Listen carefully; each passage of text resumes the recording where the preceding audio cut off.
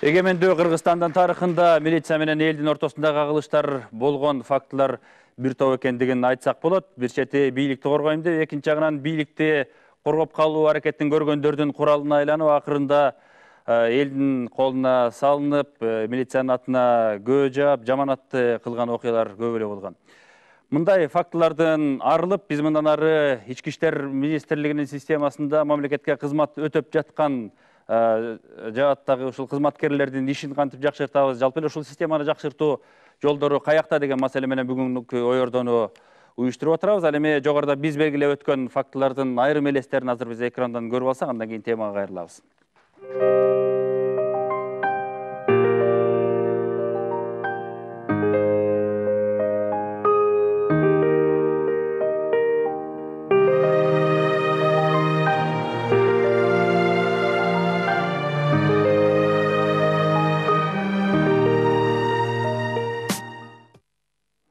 Ушул сыяктуу окуялар, көрүнүштөр биз милиция органдарынын милдетин, эл астында аткара турган ишин биз таптакыр жаңылыкка салып, анан коомго жакындатып, чыныгы эле элдин коргоочусуна айландырышыбыз керек экендигин деген сөздү жана милдетти коюп отурат. Азыр жалпыңыздарга жалпыланган суроо иретинде койсом да, ушундай окуялардан кийин, элдин колунан ыдык көрүп калгандан кийин бүгүнкү күндөгү биздин милициябыздын акыбалы кандай? Бир ишеним кайтып элге жакындап калды деп айта алабызбы? Ага, сизден баштасак.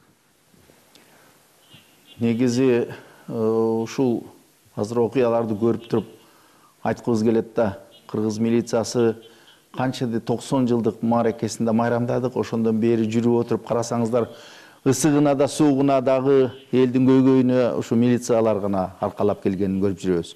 Мына ушул реформа болот дегенден бери, мына 98-жылы, 2005 жылы концепцияларды кабыл алып, реформа болсун ички иштер министрлигинде деп айтып келди эле да көпчүлүк учурда. Бирок ошол реформалар ишке ашкан жок. Анын эмне үчүн ишке ашкан жок деген сөзгө жооп издесек, бул саясий эрк болгон жок бүгүнкүдөй. Мына бүгүн мына реформа жүрүп атат, болуп атат десек, жаңылышпайбыз. Анткени бир сөз менен жанагы суроого кайрылып койсоңуз, андан кийин калган талкууда сөз беребиз бул жөнүндө. Элге милицияга болгон элдин мамилеси, ишеними канчалык болуп калды азыр? Элге кылган азыр ишеними артып баратат күндөн күнгө, азыркы учурда. Анткени эл бүгүн милицияга ишеним бар. Алга мырза, сиз кандай ойлойсуз? Биз да бул аксакалдын сөзүнө кошулабыз. Ошо 2010-жылдан бери мындайча айтканда азыр коомчулукта сөз эркиндиги дагы өзүнүн туруктуу ордунду алды. Мурдагыдай баягы милиция өзү караларга аралашып, ошол эле ар кандай кандуу өлтүрүүлөргө бийликтин камчысын чаап жүргөн фактылар азайып, азыр кичине болсо дагы милиция элге жакындады деп айта алсак болот. Нуркамил ага, сиз кандай бабыр этилеңиз? Кошуласызбы? Менин оюмча бир-эки окуя эле эл менен милицияны эки тарапка бөлүп койбош керек. Биз канча саясий жана башка окуялардан көбөсү болуп атабыз. 20 жылдан бери биздин элибизчи көп нерсеге туура баа бергенге азыркы мезгилде даяр да эл. Ошондуктан мен ойлойм, жогоруда айтылган өзүбүздүн коллегаларга кошулат элем. Себеби дегенде бир-эки окуядан кийин эле элдин жанакы көз карашы өзгөрбөйт. Себеби дегенде ал милициянын адамдары дагы биздин өзүбүздүн эле адамдар, өзүбүздүн эле граждандар. Алар шартка жараша тигил же бул ишти жасашы мүмкүн да. Алар өздөрүнүн эрки менен эмес, алар аткаруучулар. Менин оюмча биздин эл ушуну түшүнөт дагы, негизинен ушул аткаруучулардын элге жакыныраак болуш үчүн шарт түзүүнү гана каалайт болуш керек. Нурбай ага, сиздин көз карашта баягы бул окуяларга байлабасак деле 20 жылдын аралыгында бизде коом өзгөрүп кетти, ар кандай коомдук процесстер болду. Милициянын баягы ишиндеги ар кандай адамдардын келип калгандыгы, ар кандай чөйрөгө аралашып кеткендиги баягы бир топ кооптуу, анан ишенимсиз жагдайларды жаратып койгондо айтып келатабыз да, бүгүнкү жагдайдан алып караганда. Эми милициянын иш-чараларына эл баа бериш керек биринчиден. Кемчиликтер болгон, кээде болуп дала калып атат, чынын айткандачы. Азыркы жакшы баа берилип келет. Азыр бир топ жылыштар башталды. Биздин генералыбыз айтып өттү. 95-жылы концепция кабыл алынган. 2005 жылы кабыл алынган, 98-2005 жылы. Бирок бир топ натыйжаларды берген эмес. Ошонун негизинде 2003 жылы апрель айында өкмөттүн токтому менен милицияны реформалоо боюнча чаралар бекитилген. Ал эми мына сентябрь айында кеңеш түзүлгөн. Кеңеш 6 жолу өзүнүн иш-чараларын бекитип, мына сентябрь айында кеңештин төрагасы вице-премьер Моматалиев өз иш-чараларды бекитип, бир топ жылыштар болууда. Биз революциялык баягы окуяларга сиздердин иштин байланыштуулугу жөнүндө кыскараак сөз кылып атпайсыз? Бул баягы революция чындап эле ар кандай жагдайдан жаралганы менен түпкү мааниси бул эскини таптакыр талкалап салып, жаңы нерсени курабыз деген сөздү да. Ал эми реформа болсо, мурдатан келаткан системанын негизин алып калыш керек дагы, бирок структуралык бир жаңыланууну, жаңы ишти баштайлы деген сөздү билдирип атат. Мына ошол жогоруда айтылып кеткен бир канча жылдан бери келаткан, анан азыр мына дагы чоң этапты баштайбыз деп аткан силер сунуштап аткан реформалык аракеттерде эмне өзгөрөт, эмнени сунуштайсыздар? Эң негизги биздин милдетибиз ушул эл менен, коом менен милициянын биримдигин чыңдоо, элдин ишенимин арттыруу. Ошолордун негизинде биз мына непосредственно эл менен иштеген кызматкерлерди, алардын билимин, профессионалдык жагдайын, анан бизде мына жетишпендик болгондуктан оптимизациялоо боюнча централь мына борбордук аппараттарды кыскартырып, ошол жерлерге берип, аймактык тескөөчүлөрдү, жаш өспүрүмдөр менен иштеген тескөөчүлөрдүн тобун ар жерде көбөйтүп, алардын билимин, профессионалдык деңгээлин жогорутуу маселеси өтө чоң бөлүнүп, мына бир 2 айдын ичинде 92 ушул штаттык кызмат аймактык тескөөчүлөр жана 113 жаш жетпеген өспүрүмдөр менен иштеген тескөөчүлөрдүн биримдигин кошуп бердик бүт аймактарга, райондорго. Токтогул ага, ушундай орун жылыштыруу, анан жалаң эле кеңседе отура бербей, элге жакындап, коомдун ичинде болуп, жеринде маселени чечкиле деген нерсе жакшы, бирок биз азыр баягы ички иштер органдарында иштеп аткан адамдардын иш мүнөзүн өзгөртөбүз, реформа ошого жетиши керек деген маселени коюп атпайсызбы? Реформа деген бул адамдын акыл эси кызматын угун өзгөртүү деген болот. Ал кайдан чыгат?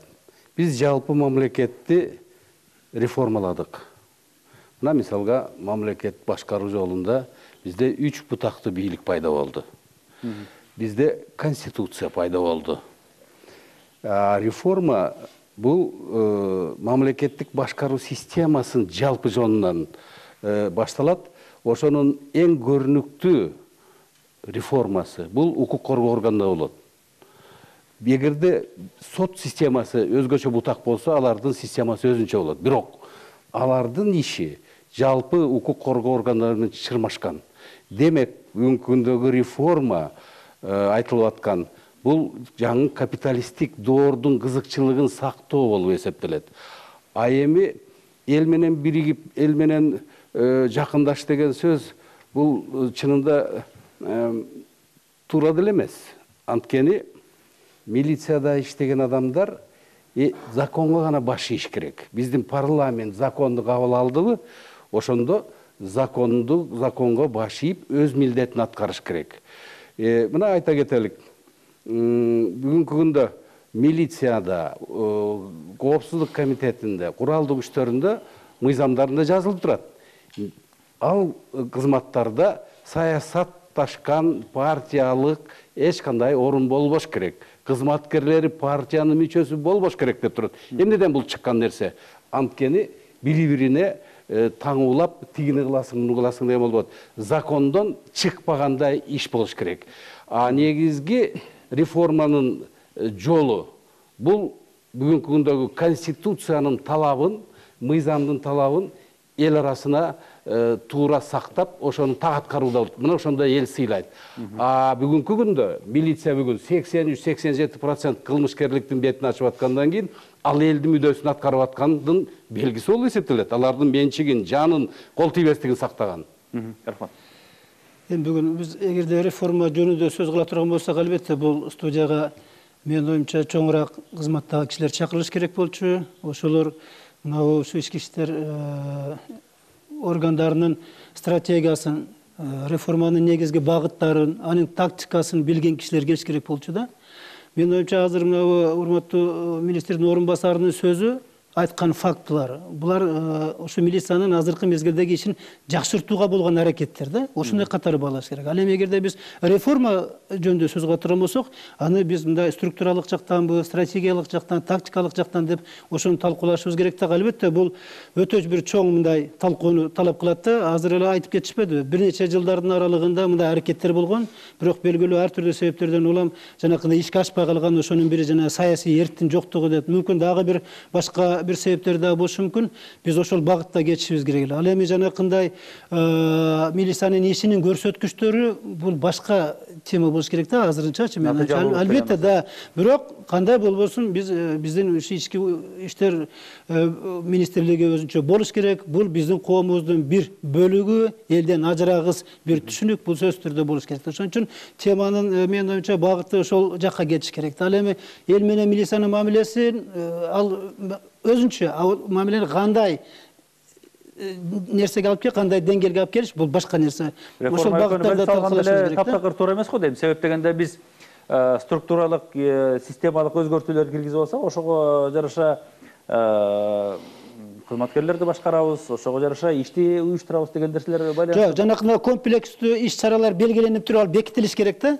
Бекитилип, анан ошол багыт менен иш кетиш керек. Анан азыркы айтып атпаймынбы, азыркы бул айтылган нерселер бул иштин жакшыртууга кылган аракет катары баалашыбыз керек да. Мен айтып өтөйүн ушул сөзгөчү. Бизде мына милицияны реформалоодо эң негизги 3 приоритеттүү багыт белгиленген. Биринчиси мен айтып өттүм, мына милиция менен коомдун өз ара аракеттенүүсүн бекемдөө. Экинчиси ушул бизде нормативный правовой база деп коет, ошолорду чыңдап, кээ бирки мыйзамга дал келбегендерин, туура эмес келгендерин баарын тактап, ордоруна коюп, мына биздин ветерандар, депутаттар айткандай, баардыгын ушул только мыйзам чегинде иш алып баруу. Анан эң үчүнчү багыт бул кесиптик даярдоо жана кадрларды окутуу тутумун жаңылоо болуп эсептелет. Ушул 3 негизги приоритеттүү направление менен иштеп. Туура ушуга жана социалдык колдосоңуздар себеп кошуш керек. Себеп дегенде ички иштер кызматкерлери сөзсүз түрдө мамлекет тарабынан мындай өзгөчө бир колдоого, социалдык колдоого ээ болуш керек да. Алардын иш аракеттери мына жаш эле мезгилде пенсияга чыгышат. Буларчы 40-тын ар жак бер жагында эле. Ошол мезгилде чейин булар үй бүлөсүн багуу гарантиясы болуш керек, социалдык гарантиялар. Пенсияга чыккандан кийинки гарантиялары каралыш керек мамлекет тарабынан. То есть комплекстүү түрдө кетиш керек да, маселе каралыш керек. Эмне өзгөрүш керек? Биз эмнени күтүп атабыз, эмне жасалабы?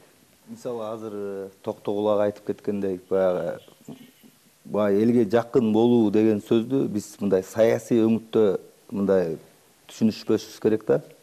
Мисалы мен өткөндө ички иштер министри Мелис Турганбаев ушу кызматка келгенден баштап региондорду кыдырып, баягы элдин бүт региондорду кыдырып келип аткандан биз элдик кошундар атынан ушу министр келгенден бери эле элди кыдырып жүрөт. Кандай иш чараларды кылып атат, эмне жаңылыштар болуп атат деп атайын билели деп, мындайча айтканда жөнөкөй жарандын көзү менен көрүп келүү максатында атайын ушу иш сапарына барып келдик. Чынында көңүлдү оорутарлыктагы, кубантарлыктагы нерселер болду, мындайча айтканда. Мисалы көңүлдү оорута турган нерселер болгондо бул жерде баягы башкаруу өйдө жактагы бутактар баягы иштемиш кылып реформа жасагалары келишет, бирок ортодогу баягы средний звено деп коебуз го. Ошол кызматкерлер, ошол эле жергиликтүү бийлик дагы, ошол эле милиция кызматкерлери дагы мындайча айтканда иштебей аткандарын да көрүп келдик да. Мисалы ушу сөзүмдү калп болбош үчүн мен 3 айылды айтайын деп атам да. Ушу Нарын районунан Ат башы районунда Кызыл Туу деген айылда, Кочкор районунун Дөң Алыш деген айылында элементарно бул милициянын кызматкерлердин мындай иш орду камсыз болгон эмес. Орду камсыз болсо да бир тоокананын ичиндей суук, ал жерге баягы итти байлап койсоң дагы чыдабаган бир шарттарда мындай көңүл кош мамилелерди көрүп келдик да. Анан биз чынында эле ошо Мелис Турганбаевдин ошол ошол айыл өкмөттөрүнө өзүнүн кол астындагы адамдарга тапшырып бул каталарды оңдоосун талап кылгандарын көрүп биз дагы абдан сүйүнүп келдик да. Менин көзүм менен караганда ошол баягы катардагы жөнөкөй кызматкерлер ушу министрте айыл жерлерине барып жашоолорун даже кийген кийимине чейин көңүл буруп атканы бул абдан алардын көздөрүнөн бир ишеним пайда кылды десем болот да. Андан дагы 1 мүнөт сөзүмдү бүтүп коеюн. Анан баягы бийлик деле жарап мындай карап отура беребезден ошол жерден дагы мындай жакшы иштер да көрүп келдим да. Мисалы ошол Ат башы районунун РОВДсы мурун мен башында бир бала кезде бардым эле, ушу союз таркап аткан, кебетеси келишкен. Бүгүнкү күндө ушу шаардагы Сверлов районунда андай шарттар жок да. Баягы өкмөттү карап отурбай эле спонсорлордун, элдин жардамы менен иш шарттары татынакай, таза ушундай нерселерди да көрүп келдик да. Значит, баягы кабинеттерде эле отуруп алып, баягы үз туртудан буйрук бербей, элдин көйгөйүн жер-жеринен карап, мындай алдыга жылдыруу бул абдан сонун көрүнүш деп ойлойм. Садырбек ага, сиз жана айтып кетпедиңизби, реформа болуп атат, аябай жакшы депчи. Конкреттүү мисалдар менен эмнелерди белгилей аласыз? Мисалы, мына биякта айтып кетишпеди, сындап да кетишти. Тиги жагында жок, биягында жок экен, отура турган жери жок деп. Муну 5 кол тең эмес. Бир күндө бунун баарын бир шартка алып келип коюш кыйын экен. Бирок ушул ишти, реформаны башталып атат дегеним, мына бул элге жакындатып, жанакы помдорду, гомдорду, участковый профилактический центрлерди ачып, ошолорго шарт түзүп берип атканы азыр деген жүздөп саналып калды. Мурун болсо бир 5-6 болсо, азыр мына Бишкекте 70-80дей ошондой пункттар ачылды. Гомдорду центральный аппараттан замминистр айтканда кыскартып, жер-жерлерге берип, аякты усилтетип, элге жакындатып атат. Бул деген мурун ушуларга биз такыр жетише алчу эмеспиз. Мурун суранчыбыз ушуну кылалык десек кылалчу эмеспиз. Азыр болсо буган эркин мына министрлик укук берип, министр ошону жасап атат. Буган муну көрүп туруп, биз генералдар клубунун мурунку экс-министрлер, замминистрлер абдан ыраазычылыгын, рахматын билдирет. Багытын туура эле деп белгилеп атат. Туура деп белгилеп. Нурлан мырза, сиз кызматыңыз боюнча ушул реформалык иштерди жетектей турган, көзөмөлдөй турган башкармалык экен да. Буга чейин деле биз баягы жылына бир 2 жолу жок дегенде ушул Ички иштер министрлигинин структурасында болуп аткан реформалык аракеттер, жаңылануулар жөнүндө сөз кылабыз. Дайыма этап менен болот. Биз муну баштадык, этап менен болот деп келатабыз да. Мындан 5 жыл мурдагы менен азыркы жагдайды алып караганда эмне өзгөрдү конкреттүү? Туура, эми уруксат берсеңиздер, маалымат катары айтып коеюн. Биздин реформалоо боюнча чаралар өкмөттүн токтоо менен бекитилген. Биздин биринчи орун басарыбыз айтып кеткендей 3 негизги багыт аныкталган. Ошо аныкталган багыттардын негизинде иш чаралар жүргүзүлүүдө, план иш чаралары түзүлгөн болчу, мөөнөттөрү коюлуп, жана аткаруучулары аныкталган кызматкерлер топтор түзүлүп, иштер жүрүлүүдө. Эми негизги реформалар боюнча айтып кетсек, өзүм оюм айтсам, туура айтып атат Токтогул мырза, 98 жылдан бери 2000 жыл жакшы эки концепциялар болуп, бирок ар кандай шарттар менен реформа алдыга жылган жок. Бирок мына ушу 13 жылдан бери өкмөттүн токтоо менен жакшы чаралар, иш чармендер бекитилип, ошонун негизинде биз биринчи багатыбыз бул норматив правдык укуктук базабыз деп атабыз. Ошонун негизинде туура айтылды. Сот реформасы менен ушу укук органдорунун реформасы бир параллелдүү жүрүш керек да. Анткени биз азыр көп эле сот реформасына багыт берип эле укук коргоо реформасына көп багыт берилбей атат. Бирок азыркы тапта мына өзүңүздөр билесиздер, биздин эксперттик топтор менен аппарат президентинде жакшы топтор түзүлүп, сот реформа боюнча кеңешменин астында көп топтор түзүлүп, ошо жаңы закондор иштеп чыгышты. Ошо азыркы тапта кече билесиздер, ошо жогорку кеңешке берилди. Мен ойлойм, ошо негиздер, ошо закондордун бизге тиешелүүсү айрыкча жаза кодекси, жаза процессуалдык кодекси, административдик кодекси дейт. Мына ошолордун жаңы процессуалдык эме багыттары болсо, биз ошолордун негизинде ошо биздин ички иштер министрлиги ошол ичинде ошол кайсы жаңылар кирилсе ошол багыт менен кетиш керекпиз. Бул закон жактагынан. Эми азыр айтылып кетип атат, баягы эл менен жакын болуш керек. Биздин ошо эң негизги бир багыттарыбыз ошо эл менен ынтымакта, бирдикте коомду сактоодо жана укук бузууларды алдын алуу максаты иштеп чыгуу. Ал жагынан бир топ иш-чаралар жүрүп атат. Анан экинчи эме бул уюштуруу, башкаруучулук жана ресурстук негиздерди жакшыртуу. Бул негизинде айтып кетсем, мына азыр Мелис Токтомиш министр болгондон менен реформага жакшы негизги багыт деп аныкталып, ошо башкармалыкка менчектектеген башкармалык түзүлдү. Анын ичинде ошо ички иштер министрлигинде кандай маселелер бар, ошолорду аныктап, маселени кандай чечүү жолдору бар, ошо иштеп чыгуу жана биздин жетекчиликке сунуштоо. Бул жерде мындай дагы маселе бар да, башка мамлекеттик органдарда, мисалы экономика дейлик, тоо кен жаатында дейлик, тейлеген органдарды реформа жасайбыз деп ошол программаларды ишке ашырганда эң биринчи маселе бирин-бири кайталаган структураларды же кызматтарды жок кылгыла. Ким конкреттүү эмнеге жооп берет, ошону текшерсин. Буга жооп берсең ушуну иште деген сыяктуу маселелерге биринчи орун басым жасашканда, ошол укук коргоо органдарында деле ушул маселе талаш болуп келет атпайбы? Мына экономикалык кылмыштар боюнча бул да тейлейт, бул да тергейт, тигил да изилдейт, бирөөңөр башкаргыла. Жана башка деген аралашмаларда ушул сыяктуу көрүнүштөрдү силерде конкреттүү түрдө, мына биздин сөңгөгүбүз ушул, бутактар бул, биз могу нерсени аткарабыз, биз момундай мөмө беребиз деген чийим барбы силерде? Албетте, азыр эмне кыскарат, эмне кылат, кандай? Биздин башкармалык жаңы түзүлдү, бирок биз ошо өкмөт менен бекитилген иш-чармандардын негизинде улантып баруудабыз. Бирок биздин ошо жаңы түзүлгөн башкармалыктын казыр анализдөө жүргүзүп атат, изилдөө жүргүзүлүп атат. Кайсы маселелер бар, ошо кайсы маселелерди көтөрүш керек. Негизги алгачкы маселе азыр биздин ошо министрлик менен коюлган бул эл менен жакшы тыгыз мамиле түзүү. Анан жанагы биздин кызматкерлерге биринчи этаптын бири, анан биздин кызматкерлерге шарт түзүп берүү. Бул маселеге азыр биз кайрылабы, кечирип коюңуз. Бизге телефон чалып бар экен. Алло, саламатсызбы?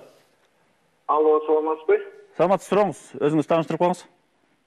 Мен Ош шаарынан сиздерге баянга чыгып жаткан болчумун. Атам Куштарбек. Азыркы учурда милиция кызматкерлерине албетте иштеген иштерин албан ийгиликтерди каалайм. Ошондой эле азыркы биздин улуу урматтуу президент Атамбаевди деле жакшы колдойм. Анын жүргүзүп жаткан реформаларын деле колдойм.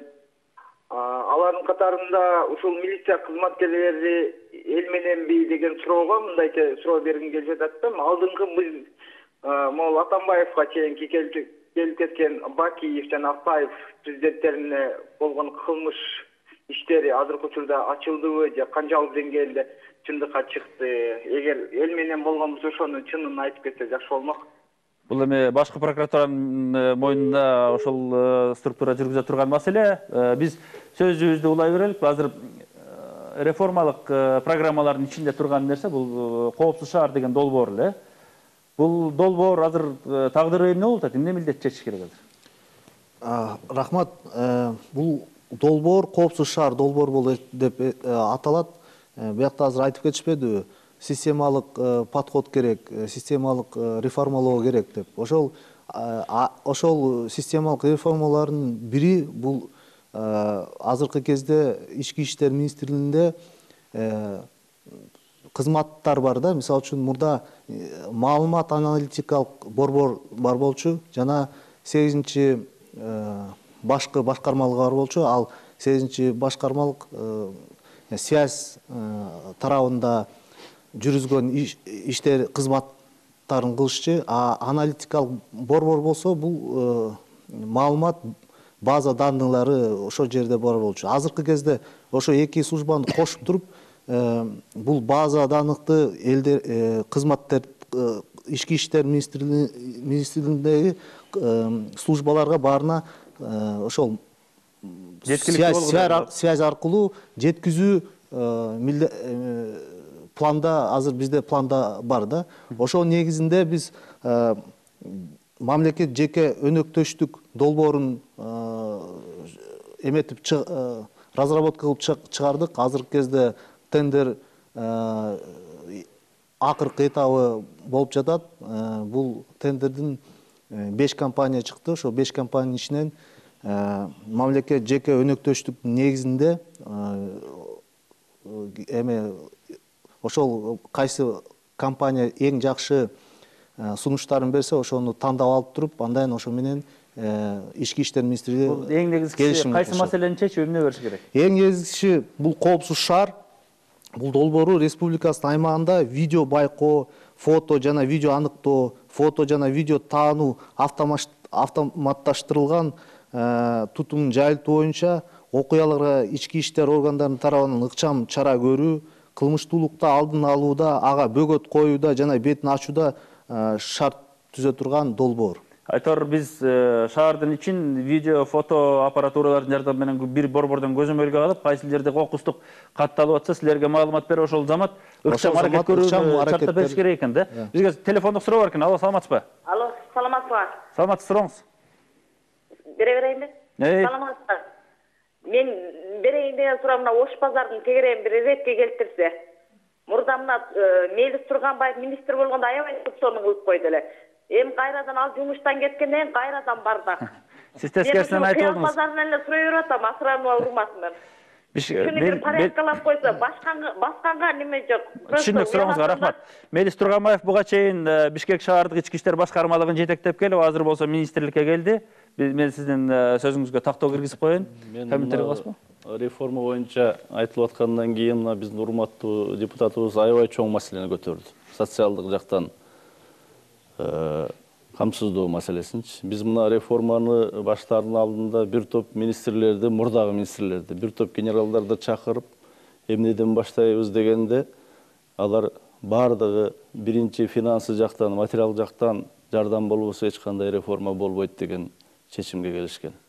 Ошол негизинде мына азыр бизге аябай чоң финансылыктагы, материалдык жардам көрсөтүлүп жатат. Азыр мына биз Бишкек шаарында 180 квартиралуу үйдү баштадык. Мына биринчи этажы бүтөйүн деп калды.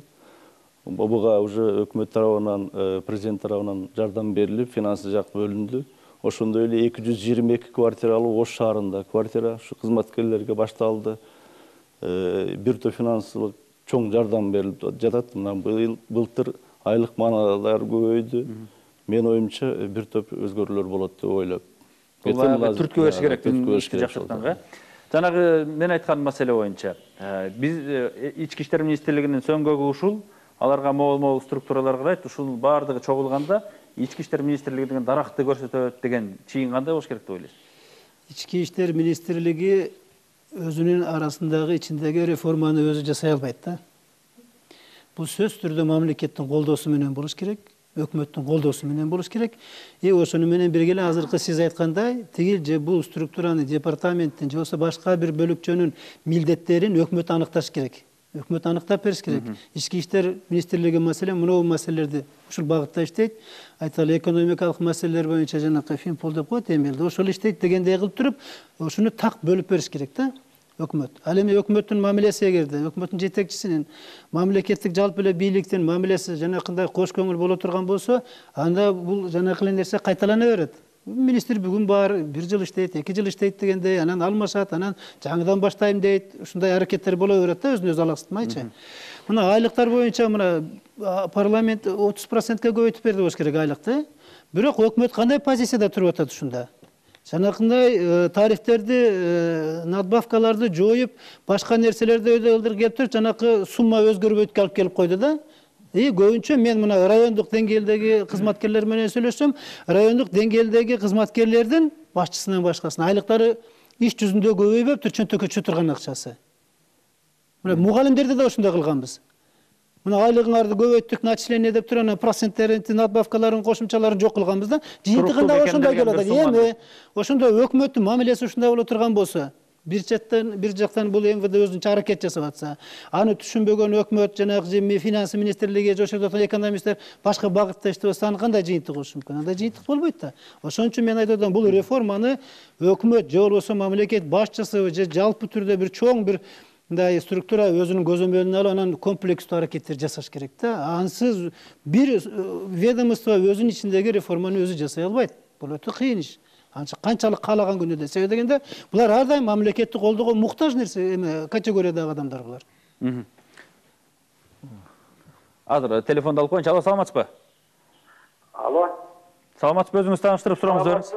Мен Карабалтадан болуп атам. Мына азыр отуруп алып сөзүп атам. Ушуга бир мындай ачып отурам, мына министрдин биринчи орун базар отурат. Жанагы ошо штабтын дагы эмелери отурган экен, ошого карасам, мен айтайын дегеним, особенно вот тергөө жагы. Ушу тергөөчүлөрдүн азыркы урун аябагандай начарлап кеткенде, көбүнүн баасы эптеп эле баягы сот өткөрүш үчүн эле талабылар ишти бүтүрүп коюп, анан кетет экен. Ошого тергөөчүлөр элдерден нааразы болуп атат. Анткени жакшы карабай койду, же жакшы тергөө койду, ошо күбөлөр ушундай болуп калат. Анан экинчи айтарым, участковыйларды карасаң, эгер мурут баштыр участковый ар бир үйдө ким жашап аткан элебиз. Эмгектесе мына азыр такшынакай бир эмелерди задачаны аппондук пункт деп коет, ошонун баарын ачып мезгил тургумай элге жакындатат. Ошончо дагы участковыйда деңгэл жакшы, эл менен кантип иштеш керек. Мурун деген общественности болчу, аркы административный комиссия деген айыл өкмөттөрүн, ошолордун баарын карап жандап иштесе болот, эл менен эмес. Анан кийин айта турган, мен мисалы өзүм профиль болгондо иштеп кеткен, Атыктагы милиционермин, пенсиядан чыккан, ошол мен көрүп алып, жаш балдардын эмесин оореке ууру менен жанагы тергөөчүлөрдүн, участковый милиция школу бүтүп келгендерин карасаң, мурункудай эмес да, какой-то бир эмнени окуп бүткөн билбейсиң. Кээде ушулардын эмеси таарынан эске алса дейм да. Рахмат. Ушул боюнча, ушул суроого жооп катары айтсак да, мына бул айтып атпайбы, тергөөнүн уровендери жакшы болбой калды деп. Мына Рахмат жогорку кеңеш закондо кабыл алып берди, сотко чейинки тергөөнү. Мына 3 ай болду, ушуну МВД өзүлөрүнүн приказын чыгарып, жерлерге участковыйларга берди. Азыр участковыйлар жанакы майда чүйдө анан мойнуна алган кылмыштардын баарын өзүлөрү сотко чейин тергеп, аны жеткизип, тергөөчүлөрдүн бир топ колу бутун бошотту. Азыр тергөөчүлөр ушунун негизинде берки чоң уголовный иштерди өз убагында бүтүрүп, өз убагында сотко жеткизүүгө болот. Экинчи маселеси, участковый инспекторлор жерде ушул иштесе деп атат да, туура.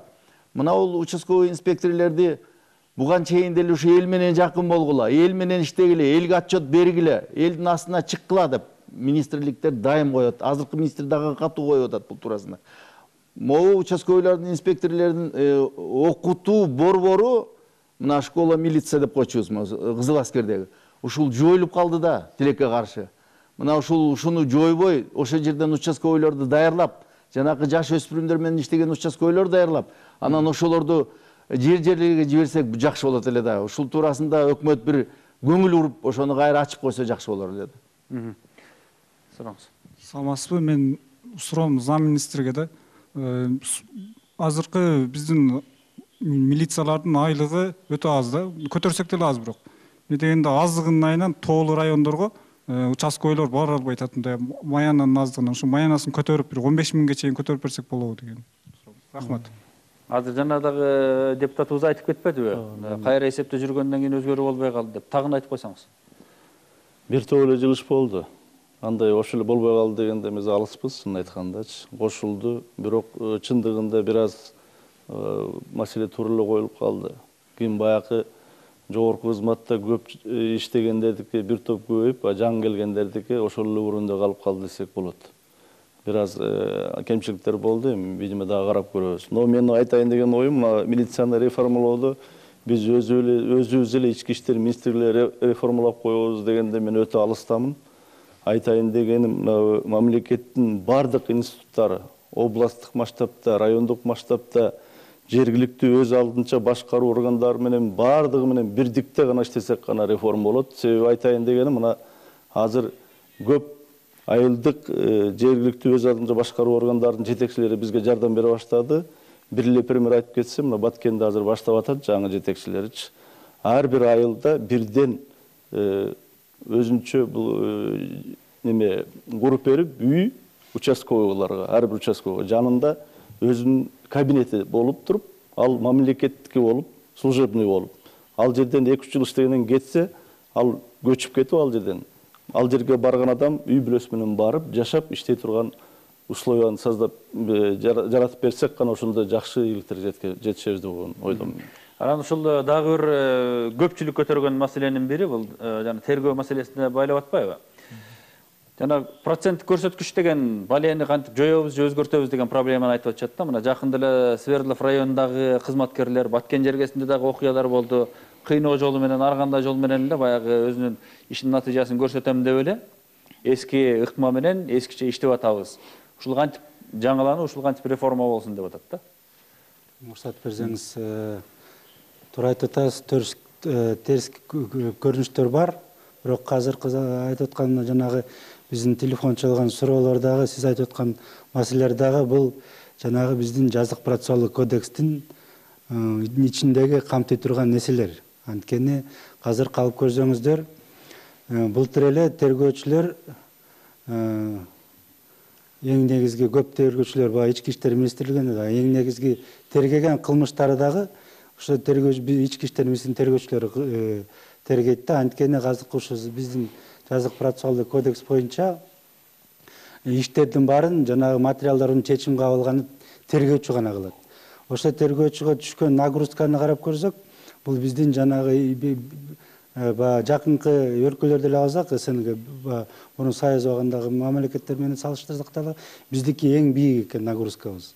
Адан тышкары аларда болсо аймак тескөөчүлөр тергөө жүргүзүп алат жана оор эмес кылмыштар боюнча. Биздин тескөөчүлөр азыркы заматта ал материалдар боюнча чечим кабыл албайт. Өзүңүздөр билесиз жакшы, орустардын киносу бар эле Анискин деп.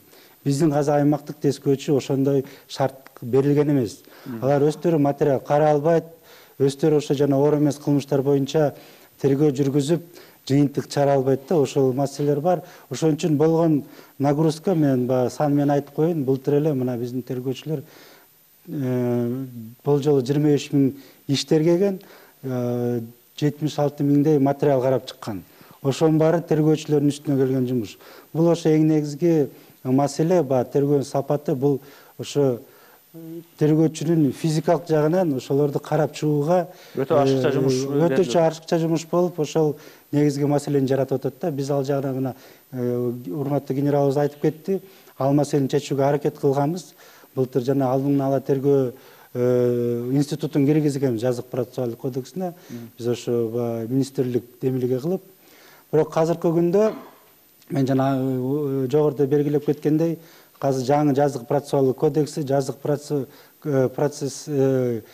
кодекслер жазылып атат. Жазылып бүтүп ошо депутаттарга берди. Биз ошолор топтордун ичинде Ички иштер министрлигинин өкүлдөрү иштегенбиз жана ошол маселелерди чечүү үчүн өз сунуштарыбызды бергенбиз. Ошон үчүн азыр биз ошолор жыйынтыктарды күтүп атабыз да, жана жазык процессуалдык кодекстин маселелери боюнча. Биринчи этапта биз айткандай жанагы аймак тескөөчүлөр менен жер-жерлерде элдин мамилесин куруу, анан биздин кызматкерлерге шарт түзүп берүү максатында иштеп жатабыз. Анан жана маселелерди ошо биздин башкалык менен ошо как раз жазык процессуалдык кодекстин айтылган биз маселелер чечилсе, мен ойлойм, аймак тескөөчү да өзү оор эмес, өтө оор эмес кылмыштарды тергезе, биринчи этапта сиз айтканды айтпадыңызбы, ар бирөө өзүнүн ишин кылыш керек депчи. Ошон үчүн мен ойлойм, эгерде өтө оор кылмыштар менен тергөөчүлөр жана кылмыш иликтеген оперлер, кызматкерлер иштесе, аймак тескөөчүлөр өзүнүн маселелерин өз аймактарында чечсе, анын абройдагы кылган элге мамилеси иши дагы. Жанагы процентомания деп өзүңөр кличка коюп айтып жүрбөйсүңөр? Ошол проблеманы чечүү жолу эмнеде? Жок, биз эми ал сиз айткандай процентти көтөрүү, биз азыркы заманда мына биздин жетекчиликтин андай маселеден кеткенбиз. Азыркы айтып кетишчү, жана реформа жүрүүнүн алкагында биз эң биргизги багат азыр жаңы баалоо критерийлерин киргизип атабыз. Ички иштер ошол критерийлер иштелип чыкканы биз өзүбүз иштеп чыккан жокпуз. Бул биздин биринчи замминистр айткандай, бейөкмөт өкүлдөрү менен биздин коомчулук эксперттик топ деп айтсак болот. Эксперттик топ менен азыркы жакында эле мына жерлерде талкуулоо өтүп, азыркы тапта биздин өкмөтүбүзгө сунуш катары берилген. Токтогул ага, азыр ушул жагдайларды алып, мыйзам базасын, башка документацияларды карап туруп, мындан аркы реформалык аракеттер иш жүзүнө аша турганда, турмушка аша турганда деңгээлге келип, фундамент түздүк деп айта алабызбы? Биз бул маселени экиге бөлүшүбүз керек. Бирөө стратегиялык деңгээлдеги үч бутактуу бийликтин көз караштары, Конституциянын талабын кандай аткаруу боюнча. Анткени Ички иштер министрлиги бул инструмент, мамлекеттин инструменттик кылмышка бөгөт койгон. Экинчи реформаны аткарып аткан бул өзү министрлик болуп атат. Өзүнүн ички резервтер менен, өзүнүн көз караштары менен, өзүнүн илимий деңгээли менен. Бүгүнкү күндө тилекке каршы 23 жылдын ичинде Кыргызстанда бир дагы жалпы прокуратура, Минюст, КГБ, военная юстиция, МВД ушулардын ортосунда жалпы түзүлгөн криминологический изилдөө центри жок, илимий. Криминология деген бул социологиянын бир бөлүгү, кылмыштын өнүгүү жана себептери боюнча изилдөө боюнча.